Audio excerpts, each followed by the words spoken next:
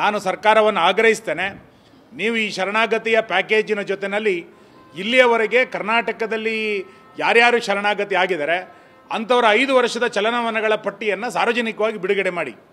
ಅವರು ಯಾವ್ಯಾವ ರೀತಿಯಾದಂಥ ಚಲನವಲನಗಳಲ್ಲಿದ್ದರು, ಯಾವ್ಯಾವ ಸಂಘಟನೆಗಳಲ್ಲಿ ಅವರು ಜೋಡಿಸ್ಕೊಂಡ್ರು, ಸರ್ಕಾರದ ವಿರುದ್ಧ, ವ್ಯವಸ್ಥೆಯ ವಿರುದ್ಧ ಯಾವ್ಯಾವ ರೀತಿಯಾದಂಥ ಭಾಷಣಗಳನ್ನು ಶರಣಾಗತಿ ಆದ ನಂತರವೂ ಕೂಡ ಮಾಡಿದರು. ಇದೆಲ್ಲದೂ ಕೂಡ ಬಿಡುಗಡೆ ಆಗಲಿ.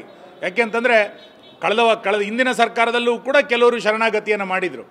ಅಲ್ಲಿ ಶರಣಾಗತಿಯನ್ನು ಮಾಡಿ ನಾನು ಗೌರಿ ನೀನು ಗೌರಿ ಅಂತನ್ನುವಂಥದ್ದು ಇದು ಒಳ್ಳೆಯ ಲಕ್ಷಣಗಳಲ್ಲ. ಸರ್ಕಾರ ಮತ್ತು ಗೃಹ ಇಲಾಖೆಯ ಮರುಚಿಂತನೆಯನ್ನು ಮಾಡಬೇಕು.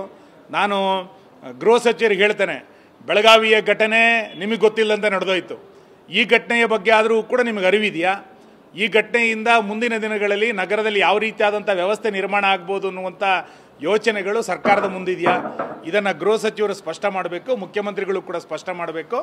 ಮಲೆನಾಡಿನ ತಪ್ಪಲನ್ನು ಶಾಂತವಾಗಿರಲಿಕ್ಕೆ ನೀವು ಅನುವನ್ನು ಮಾಡಿಕೊಡ್ಬೇಕೇ ವಿನಃ ಮತ್ತೆ ಈ ರೀತಿಯಾದಂಥ ಪ್ಯಾಕೇಜ್ಗಳನ್ನು ಘೋಷಣೆ ಮಾಡಿ 10 ವರ್ಷ ನಕ್ಸಲರಾಗಿರ್ತವೆ, ನಂತರ ಸರ್ಕಾರದ ಪ್ಯಾಕೇಜನ್ನು ತೆಗೆದುಕೊಂಡು ನಗರಕ್ಕೆ ಬರ್ತೇವೆ ಎನ್ನುವಂಥದ್ದು ಒಂದು ರೀತಿ ಪರೋಕ್ಷವಾಗಿ ನಕ್ಸಲ್ ಚಟುವಟಿಕೆಗೆ ಪ್ರೇರಣೆಯನ್ನು ಕೊಟ್ಟಂತಾಗುತ್ತೆ.